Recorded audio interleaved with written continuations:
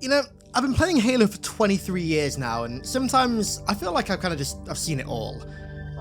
And then I sit down to make a video like this, and I realise that I've barely even scratched the surface. Today, we're looking at the absolute cream of the crop of Halo custom campaigns, and trust me when I say that some of the stuff that I'm featuring today goes far beyond your wildest imaginations. Some of it really feels like my childhood Halo fever dreams coming to reality. Links to everything that we cover today can be found in the description, and without any further ado, let's get started.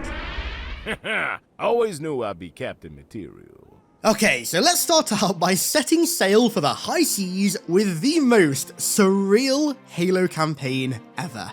This is the aptly named Pimps at Sea by the one and only Inferno Plus, the creator of Cursed Halo, and this is a Halo campaign like no other. To call it a campaign actually would be quite the understatement. This is more of a voyage. So, the Pimps at Sea level itself is actually a treasure hunt led by Sergeant Johnson. And, you know, before we get into any of the mechanics of this strange level, I've got to commend who it was that voiced Johnson. His dialogue is hilarious, very on brand, and much to my surprise, very clearly not AI. It actually sounds like Johnson most of the time, so seriously, major props to the voice actor. Yo ho ho and a boatload of guns. Time to show these buzzing flies the Corps' patented hospitality. The same goes for the Marine voice acting as well. It's goofy as hell, but very weirdly fitting for the vibe of the level. We've got your back, Chief. Let's turn these fugly aliens into paste. As for the mechanics of the level, well, Inferno Plus does what Inferno Plus always does and delivers the strangest, most ridiculous new Halo mechanics in the most weirdly polished and high-quality ways possible. The main hub of the level, so to speak, is the ship. No, not a spaceship, the literal sailboat. On this boat, you sail around various tropical islands looking for pieces of a map that lead you to Sergeant Johnson's treasure. And, of course, in true Inferno Plus style, each piece of the map is a reference to a different game. The first piece, I think, is meant to be a Minecraft reference. The second piece is a goddamn hard clue scroll from RuneScape, and the third piece is a Dark Souls item drop, even complete with the Dark Souls text when Chief picks it up. Now, these are all really cool, but if you know me, you'll know that I'm a really hardcore scaper. In fact, I have been for literally 20 years now, so seeing Chief pick up a hard clue scroll, and then realizing that, wait a minute, this entire level is just a hard clue scroll condensed down into a Halo 3 level, was surreal, to say the least. As you traverse the tropical waters, you of course come under attack by the Covenant in various ways. So ghosts are now amphibious and flank the ship in the water, banshees circle the deck, and phantoms fly above, dropping off boarding parties that you have to fend off. It's almost like Halo 2's Regret Gondola section, but on serious rum-based nautical steroids, because the means in which you defend the ship are rather unique. So the port and starboard side of the ship are lined with cannons that work exactly how you'd expect a ship's cannons to work.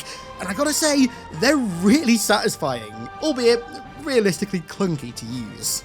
On the back of the ship is an infinite ammo missile launcher that overheats that you can use to take down the phantoms, and there's also tons of weapons and equipment in the ship's hull to use against the boarders. There's also a section where a Covenant ship sails parallel to you, so you have to cross the gangplank and board it, wipe out its crew, and then hop back over. And then later, the same ship returns and tries to block your path, so you board it once again with a bomb and destroy it. Overall, the ship gameplay is really, genuinely fun. From boarding enemy ships to fending off your own borders and attacking Covenant emplacements on each island that you visit with the cannon. Honestly, so fun. Halo 3's still best-in-class destruction effects definitely help make this very strange gameplay loop weirdly fitting, and overall just very, very satisfying. But I gotta say, this level peaks at the ship versus Scarab fight. Words I never thought I'd say. The way the Scarab emerges from the water, like that Halo Wars 2 cutscene, is sick, and circling it, laying into it with the ship's cannons to bring it down is, again, a very strange, yet very satisfying gameplay loop that, honestly, you have to just play for yourself to truly appreciate. I will say the only frustrating thing about this level was the checkpoint system for me. I was quite often sent back like over 10 minutes because I just never got a checkpoint, but I mean, at the end of the day, it's a mod, right? This stuff is expected. But I know the question that's on all of your minds right now. What's at the end of this treasure hunt, of this hard clue scroll? Does Sergeant Johnson find 3rd age armor? Well, actually, I'll let Johnson himself reveal that to you. Let's pop this sucker open and see what we got. Oh, mommy! A physical copy of Cursed Halo 3 for the Nintendo Dreamcast. And it's the only one in existence ever. So, if back in the day, like me, you spent an ungodly amount of time trying to beat Mile High Club on Veteran back in the day on COD 4, well, this level is gonna get you pretty giddy. This is Space Club by Siegebreaker, a Haloified version of Mile High Club recreated on the Pillar of Autumn, where you play as an elite who I like to think could be Zukazamami as he infiltrates the ship, makes his way through the Havoc, assassinates Captain Keyes, and then tries to escape. And I gotta say, this level was so much fun to try and perfect. I ended up playing through it like way too many times, and I got the exact same kind of addictive repeatability from it that I used to get from Mile High Club or even from the hunk extraction level in Resident Evil 2. So you have 4 minutes to infiltrate the ship, kill the captain, and escape, with the difficulty ramping up the further through the level that you get, and trust me, the difficulty really ramps up. For the first few rooms, you're just killing Marines and crewmates, but then, when you get closer to the bridge, you start running into ODSTs armed with shotguns, and then, a goddamn Master Chief jump scare. Honestly, I really wish I'd recorded my reaction the first time he popped around the corner, because he legitimately jump scared me. I never expected to see him turn that corner. Then, once you break into the bridge, you smoke Captain Keyes, give him a quick teabag, of course, and then you have to escape. And I didn't realize that the first time that I managed to kill him. I spent way too much precious time teabagging Keyes, and then died when I realized that I actually had to rush back to the boarding craft to escape. So, little tip, don't spend 45 seconds teabagging Captain Keyes like I did. Not advisable. Towards the end, the AI get even more difficult. I never thought I'd see the day where I feared rocket ODSTs, but man, here we are. Trust me, Rocket Flood, you guys can stand aside. The rocket ODSTs are the new master. And then, in the chaos that ensues during the final cutscene, you even see flamethrower ODSTs taking on hunters, which I gotta say is really cool. I kinda wanna see flamethrower ODSTs in a game one day now that I've seen this. Overall, if you were ever a fan of Mile High Club or Hunk's Escape in Resident Evil 2, definitely give Space Club a shot. You're gonna love it. Right, no sponsor today, fellas. Just a quick reminder to, if you haven't done so already, subscribe down below. I'd greatly appreciate it. And also go and follow me over on Instagram as well, at HiddenXperia. I'm actually genuinely active on there now for, well, the first time literally ever. So if you want to stalk my daily goings on and get behind the scenes of videos and every other crazy activity that I get up to, which is mostly just me making videos or playing Tarkov, then go and follow me over there. I'd greatly appreciate it. Okay, now, this one is a fever dream and then some. No, your eyes do not deceive you. That is indeed a banished dinosaur. And yes, you are also not being deceived here either. That is indeed a fire-breathing, drifting shark in a Halo game. Where the hell do we begin?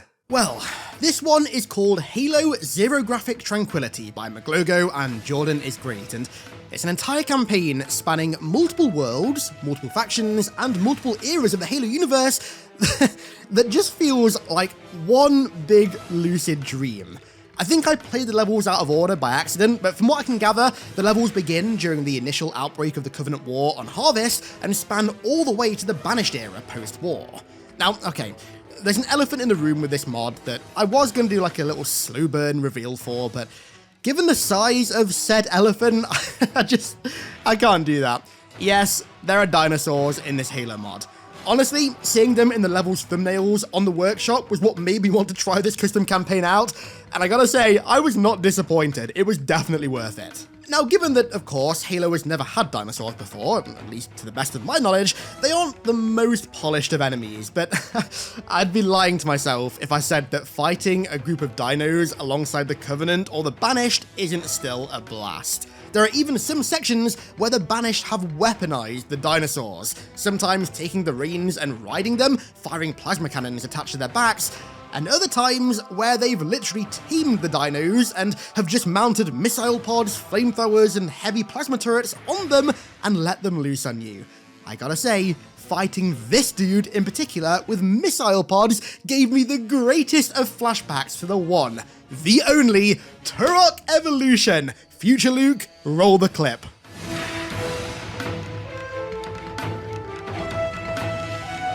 You guys know that I'm going to be referencing the greatest video game of 2002 wherever I can, right? I mean, at this point, it's a channel tradition. On the real though, fighting the dinosaurs and also a goddamn megalodon in Halo really did give me Turok nostalgia. And although they're definitely quite buggy, they're overall a really fun addition to the sandbox. And actually, speaking of the sandbox, because the levels of this campaign span so many different eras, the sandbox varies wildly throughout them. The earlier level, set on Harvest, has an MA5K looking rifle and also a prototype DMR, both suppressed and able to be used with stealth, whereas the Banish levels later on have a ton of totally new custom Banish weapons that all have their own animations, effects, functionality, and the like. And honestly, overall, they're really fun to use. The same goes for the vehicles as well. The Banish Revenant was pretty cool, but I gotta say, the vehicle highlight for this mod has to be the UNSC's Stingray. So, remember that water-based combat that Bungie prototyped but never got completed for Reach? Well, it's been fully implemented into this mod, sans the wave physics. And I gotta say, it's really cool. There's one section on Harvest that's like the intro to Tip of the Spear, but on water with boats and hornets assaulting a downed Covenant ship, and the vibes of this were really cool. Granted, they did get a little bit weird when the fire-breathing, drifting Megalodon shows up to crash the party, but man, like I said, Lucid Dream, it kinda adds to the whole vibe of this campaign. The Stingray itself is basically the warthog of the seas, and the answer to the Covenant's amphibious Halo 1 Spectre, which was a very pleasant surprise. Anyways, going back to the weapon sandbox, later on you get the UNSC's very own version of the Spaz-12, which I thought was pretty cool. It's just a Spaz-12 with the AR ammo count on top, which, yeah, it's a bit like slapped together, but I gotta say, as a big Spaz-12 fan, this is very, very cool to see. The enemies that you use these weapons on, again, are massively varied as well. Of course, we've already mentioned the dinosaurs, but the actual alien variety is crazy as well. So early on, you fight against Combat Evolved Covenant that have been ported into Halo 3, and I gotta say, they actually looked really fitting, especially in this nighttime snowy Harvest environment. And then, when you get to the Banished sections, you're fighting both Halo 2 and also Halo 3 brutes, all complete with their relative mechanics and animations, alongside custom versions of literally every other race in each respective hegemony. The variety in this mod is frankly insane, as well as the vibes. So, okay, the vibes differ very wildly in this campaign based on the level that you're playing, but they're all kind of undercut with this early 2000s / late 90s edge. I mean, just look at the intro to the Harvest level, man. This is raw. I don't care what anyone says, this is raw. Let's go over the mission briefing to keep you in check. The theming of the Ontario-based Banish level is crazy as well, because it, atmospherically at least, feels like it was lifted straight out of a Time Crisis arcade machine. Now yes, I know that that is an extremely weird parallel to draw, but if you've ever played Time Crisis in an arcade machine, and then you play this, you'll know exactly what I mean. I think part of it is the custom soundtrack, which is actually really good for this campaign. There's tons of totally new tracks, alongside also a bunch of metal covers of existing Halo songs from a whole variety of games. All in all, Halo Xerographic Tranquility, as the name might imply, is a surreal fever dream of a custom campaign, and it's one that you definitely have to check out, honestly, for no other reason than to be utterly flabbergasted that all of this is now possible in Halo 3. Okay, this one is short, but very sweet, and given my recent announcement, it's one that I absolutely had to cover. This is To Where and Back Again by JBoneJ, an incredibly accurate port of the hub level Electric Sheep for Marathon Infinity. Now, if you haven't seen any of my Marathon lore videos, well, firstly, what the hell are you doing? And B, don't worry, I forgive you. Electric Sheep is Marathon Infinity's hub level that takes place in the Marine's dreams between timelines, and as such, it has a really liminal feeling, which has been recreated masterfully here. And what's crazy is the level functions exactly the same as well. Jay added the ARGL from like the pre-CEC builds, just like in Marathon, so you can fire the grenades at the buttons to raise the walkways out of the lava. There's the exact same 4-fighter encounter, except in this case it's an elite, not a 4-fighter. Those floating gas creatures have been replaced with engineers, and there's even a fully functioning Marathon terminal featuring the message from Thoth. Like I said, this is just a small level, but I mean, hell, Electric Sheep wasn't even a proper level in Marathon, so it kind of gets away with that, right? But it's recreated so well that I just had to give it a mention. I love when Marathon and Halo cross over. Those times just, they feel like Halo at its absolute best, and this right here is a crossover and then some. Right then, this one I'm very excited to talk about. This is Mercury Rising by Altis94, and I gotta say, this is my favourite custom campaign level in this entire video, and quite possibly one of the best that I've ever played. It's an open world level in the style of the Silent Cartographer, set in an icy tundra, and it opens with a custom cutscene of Chief driving the Tread Warthog with some really great custom voiceover and awesome music done by Chichas, and well, I guess I may as well mention this here now. The custom soundtrack for this level was amazing. Chichas seriously just knocked it out of the park. It blends with the ambient sound design of the level so perfectly to create this kind of Y2K PC game aura that just feels indescribable. It's one of those things where if you know, you know. In fact, on that note, quick tangent, there's this really old PC FPS game that I played in like 1999 or 2000 maybe, where you crash a plane into an icy tundra like this and have to explore it, encountering these really weird warlock guys that you have to kill along the way. Now, I've been trying to find whatever the hell that game was for like over a decade at this point, to no avail, but this level was the closest thing that I've ever played to it. It gave me the same vibes and emotions, so a little very strange bit of praise there, but major props for that. Also, if you happen to know what that game is, please, I'm begging you, leave it down in the comments. Anyways, very personal tangent aside, this level is really, really big, but at no point does it ever feel bloated. The pacing is excellent, thanks to both the encounter design and also the level design, which we're going to touch on first. So this level has, honestly, some of the best level design that I've ever seen in a custom campaign, if honestly not the best. You know, in some videos before I've said that if a level invokes Prey 2017 style of level design, then I love it. Well, this level literally does that. Kind of like how Reserve does that in Tarkov, and I think I mentioned that in my Tarkov video. The reason I love Reserve so much is because it invokes Prey's level design. Well, Mercury Rising definitely invokes it as well. There are so many secret hallways, paths, and routes that you can take to explore the awesome looking Foreigner installations and also the world in general. Some even created by the degradation of Foreigner structures. It not only rewards exploration, but it just kind of makes the world feel that bit more real and intently designed. It's an incredibly intelligent kind of level design that I always have to praise whenever I see it, because honestly, you just don't see it anywhere near as much as you should do nowadays. Going back to that Y2K FPS feel, the custom weapons in this mod are really sick and vibe with that feel really well. Various mod teams have contributed to the sandbox in this, so all links to them and all their credit can be found on the Steam page of this mod in the description, but some highlights for me were the suppressed assault rifle, which both looks and sounds awesome, the heavy revolver magnum, the weird looking SMG that overheats, and when it does overheat, you can literally see the barrel burning out, the bolt-action sniper rifle from the VKMT team, which I've already praised to heaven and back, along with their other weapons like the restored Common Evolved Gravity Rifle or the Excavator pistol as well. The sandbox overall for this mod just feels so unique, unlike literally anything else that I've seen in a Halo mod yet.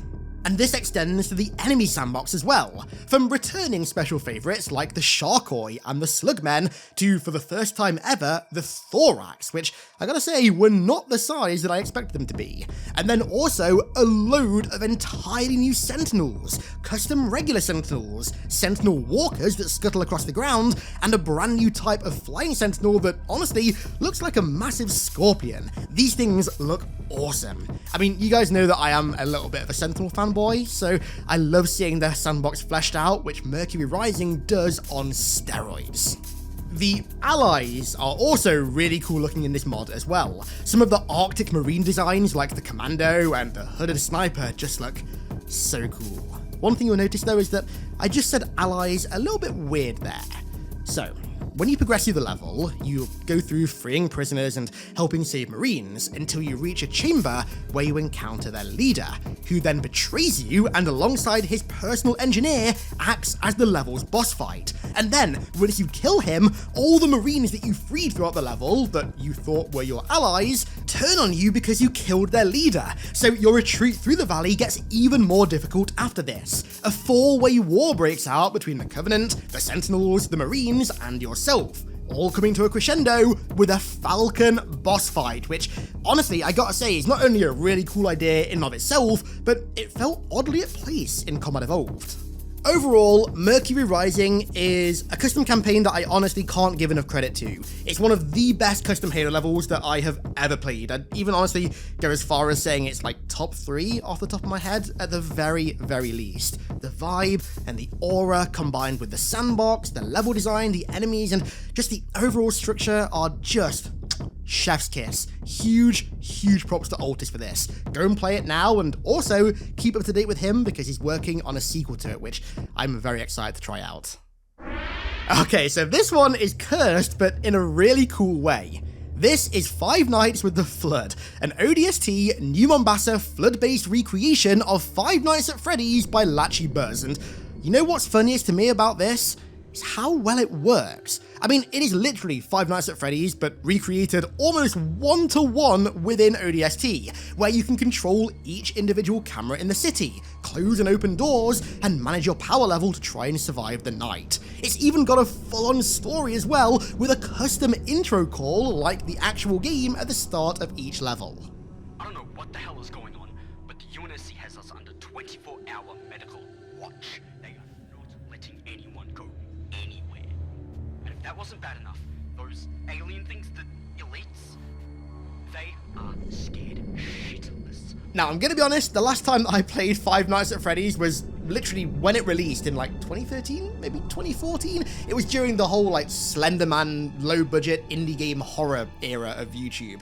And I never beat it, and unfortunately the same goes for this as well. I just kind of like don't jive with games like this, but what I can say about the story is that you play as an ODST guarding some kind of Oni repository. At first, your job is to prevent the Covenant from pillaging it, but then, as the flood ship crashes in Voi, your objective shifts to merely surviving the flood outbreak as you await a specialist team of ODSTs to come into the exclusion zone to rescue you. The calls that you get at the start of each level that deliver this world building are genuinely amazing. The voice acting is really good, and they have this kind of static radio effect that makes everything just seem that little bit more creepy. If you're a Flood fan, a Five Nights at Freddy's fan, an ODST fan, or all or none of the above, still give this campaign a try and see if you can beat it, because I sure as hell could not. Okay, next up we have a mod that I've wanted to cover now for quite a few months, but I've just never really had the chance. It's a mod that feels perfectly fitting with Halo 4, the game that it's made for reasons that, well, I think you are already seeing are pretty apparent. This is Halo 4 Modern Warfare by Priception, a mod that somehow codifies Halo 4 even more than it already has been. Yes, despite having kill streaks, custom classes, perks, hit markers, grenade indicators, flinch, a predator missile, and so on, believe it or not, Halo 4 can somehow get even more COD-like.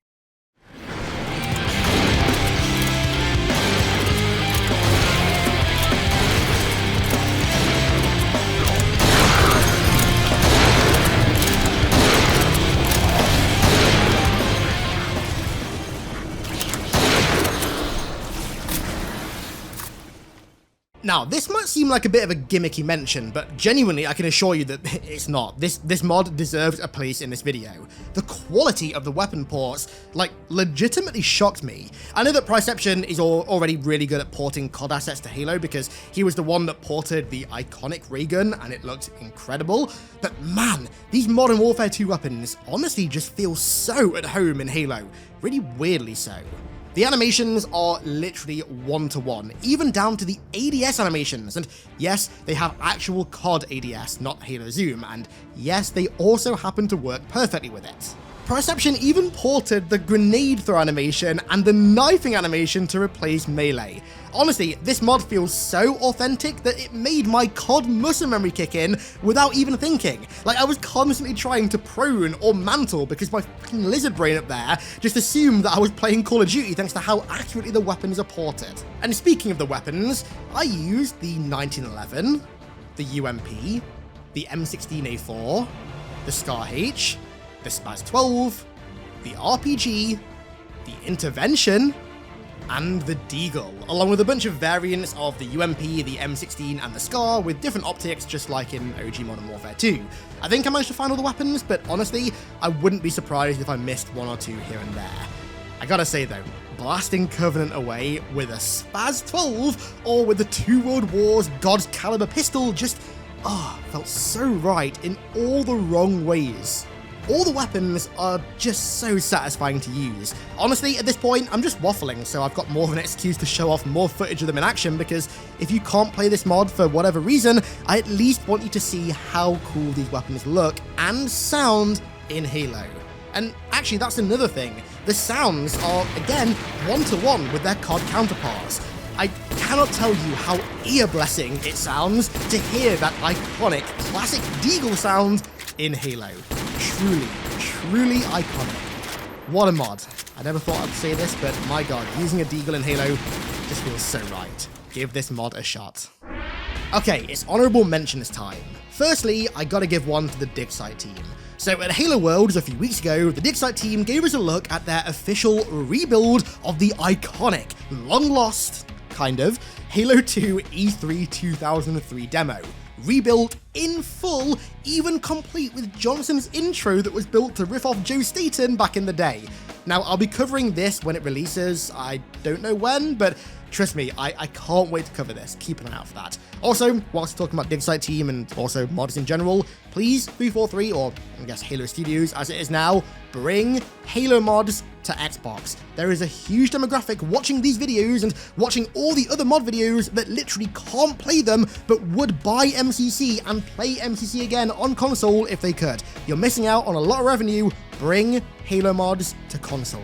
Anyways, also at Halo Worlds, I ran into 2 other modders, Skaboodly Doodle and Green Knight, who are kind of working together to create something truly special, a fan's dream, you could say. So, Skaboodly is currently porting every Halo Wars vehicle over to Halo 4's engine, and the work that he's done so far is absolutely incredible. His channel is in the description, so go and check it out, but I've just got to briefly highlight one of them that he's done, the Cobra. It works one-to-one with its Halo Wars counterpart, even being able to go down to lockdown mode, and the effects of the railgun on everything on this thing just look perfect. And then, alongside Green Knight, they're essentially recreating Halo Wars in Halo 4's engine. The maps, the aesthetic, the vehicles, the scale, literally everything. Many years ago now, I think even before Halo Infinite came out, Green Knight did a kind of prototype version of this in Halo 3's engine, which I showed off in a video many years ago.